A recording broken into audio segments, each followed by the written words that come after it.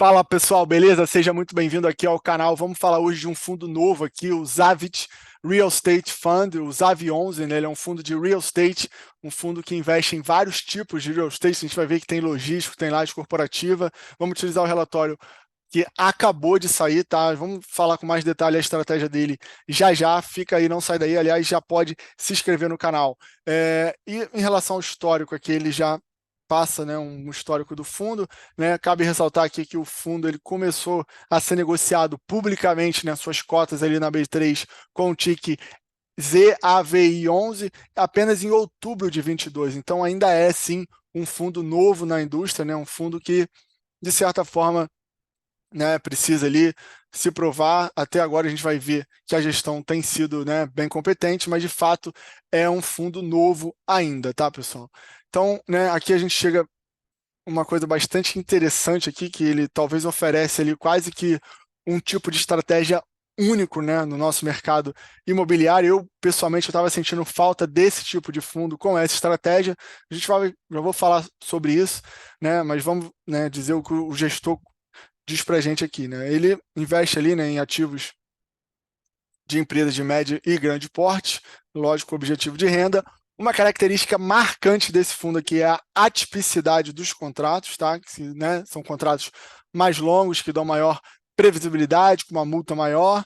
E aqui ó, ele busca a aquisição de ativos logísticos, industriais, comerciais e de renda urbana, tá? Isso aqui que eu queria chamar a atenção, isso que eu acho que, na minha opinião, diferencia ele. A gente tem visto vários fundos aí multi-estratégias vindo ao mercado, mas a maioria deles eles têm praticamente só fundos imobiliários e ativos de crédito, né? Os CRIs e tal. Inclusive, alguns que eram FOFs, né, puros, né, fundos de investimento imobiliário, eles viraram multi-estratégia para poder defender a renda ali e passaram a adquirir ativos de crédito. Esse não, esse é um fundo que realmente tem uma pegada de tijolo ali, de real estate mesmo raiz, tá? Que investe em ativos físicos em diferentes segmentos. A gente já vai ver lá para baixo quais são eles, tá? E agora a gente vai aqui para aquelas informações gerais que são sempre elucidativas para a gente, né? A gente já vê que o fundo está com patrimônio líquido ali de mais de 158 milhões de reais, né? A cota patrimonial 135,32, cota de mercado 126,21, o que dá um desconto para a gente ali em termos absolutos de R$ 9,11 de desconto.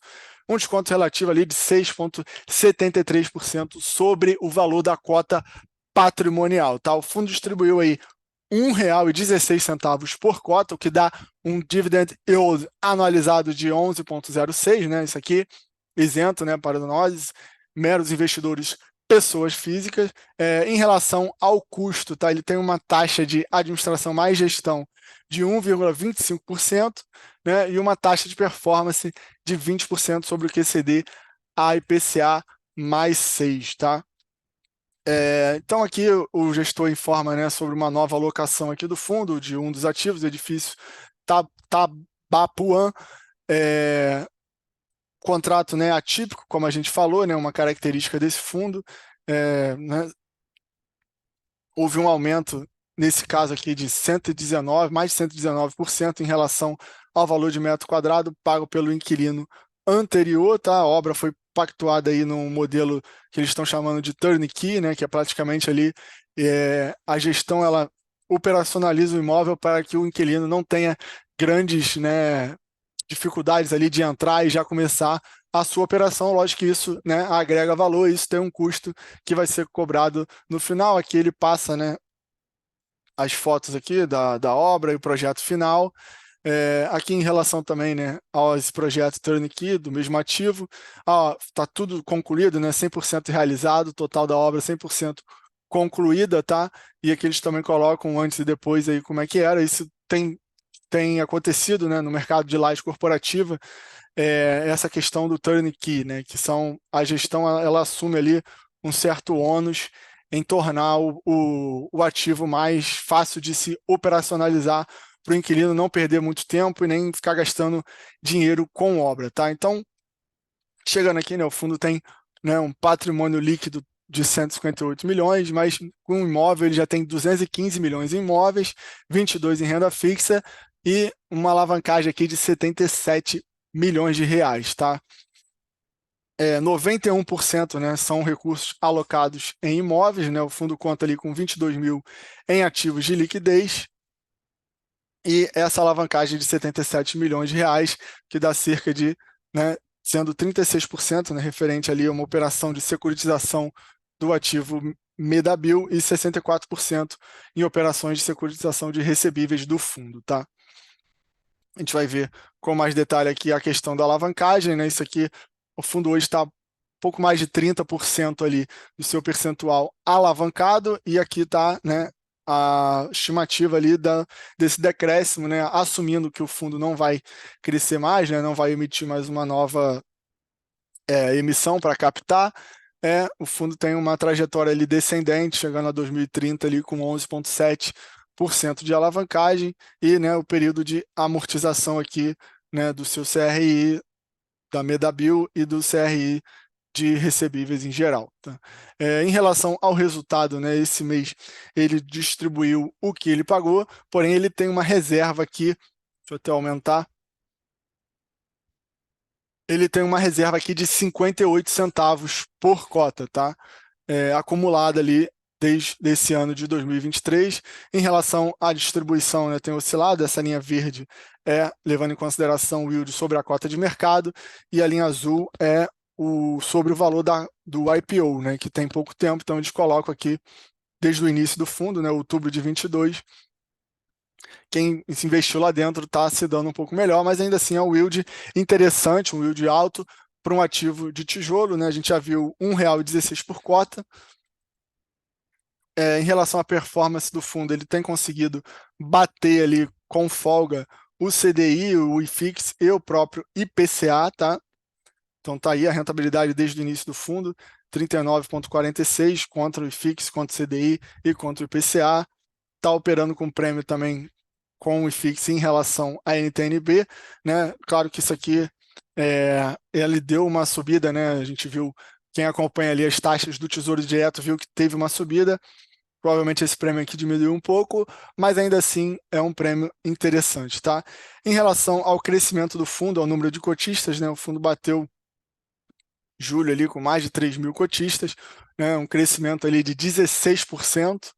É um fundo novo, né? Que começou apenas em outubro, então é um fundo que ainda tem muito a crescer, né? Naturalmente, né? A gestão conseguindo entregar, conseguindo resultado, o crescimento vem naturalmente, tá? E aqui a gente vai conhecer um pouco melhor, né, dessa radiografia aqui do fundo. Como a gente falou, né, a atipicidade é uma característica central aqui desse fundo, né, são 93% de contrato atípico. Está predominantemente atrelado ao IPCA, apenas 4% ao IGPM, e aqui a receita, né, por perfil de ativo, né? Então a gente já vê que ele tem ativos no setor logístico, industrial, laje corporativa e renda urbana. Então é realmente um fundo que investe em real estate de tijolo, tá, pessoal? Logístico, né, com a maior parte, 51%, industrial com 40%, 8% em laje e renda urbana 1%. Provavelmente aqui, né, com o passar do tempo, tende a talvez diluir um pouco e a diversificação aumentar, tá? Em relação à receita por segmento, presença forte em alimentício, construção, farmacêutico, embalagens e outros, tá? Aqui ele coloca, né, uma diferença aqui dos contratos atípicos, né? Que é aquele prazo mais longo, né? A multa é 100% do saldo do contrato, enfim. Mais dados operacionais, né? O WALT aqui do fundo, né? Que é o prazo médio ponderado ali do prazo e a receita, 11,6 anos. Então, né? Isso explica a tipicidade dos contratos, garante não, né? Mas indica uma certa segurança, né? Tanto de rendimentos como segurança para o gestor do ponto de vista da gestão. Cronograma de reajuste, a maior parte deles se dá no primeiro semestre, né, dos anos, vê que até junho 47, janeiro 22, março 18, enfim. Em relação aqui, né, ocupação física e vacância física, a vacância muito residual, né, de 0,8, então outro ponto positivo para o fundo, né, uma vacância baixíssima, né, e essa atipicidade dos contratos ela vai explicar e vai contribuir para esse nível de vacância, né, baixo. E aqui a gente chega nos ativos, né, vale a pena fazer pelo menos, né, essa esse detalhamento aqui, tem uma diversificação geográfica, então tem ativo em Minas, no Paraná, em São Paulo, no Rio Grande do Sul, né, ativo de logístico aqui, Lagoa da Prata, em Minas Gerais, né, um ativo de logístico, no Colombo, né, da Nissei, também ativo de logístico, Souza Cruz, Porto Alegre, ativo de logístico, Copabras, Guarulhos, ativo industrial, Medabio, né, no Rio Grande do Sul, ativo industrial, e os dois ativos de Lajes, o Tabapuã, que foi o que a gente viu lá do projeto de Turnkey, e o Santa Lúcia, em Taboão da Serra, São Paulo, laje corporativa também. Ele tem um ativo de renda urbana na cidade ali de São José dos Campos. Então é um fundo que tem uma diversificação geográfica, uma diversificação de segmento de tijolo, tá? E uma diversificação ali também de inquilinos, obviamente, tá? Aqui ele passa mais detalhes aqui de cada um desses ativos, mas já deu para pegar a ideia aqui, que é realmente um fundo que, né, tem essa pegada de tijolo, é um real estate diversificado, e fica aí, né, para você conhecer, para você passar a acompanhar. Valeu, pessoal? Não deixe de se inscrever no canal, compartilhar esse vídeo aqui nos seus grupos de investimento e também ativar as notificações para você não perder. Tem vários shorts aí que a gente coloca praticamente todo dia, né, fora os vídeos que a gente faz. Valeu, grande abraço, fica com Deus.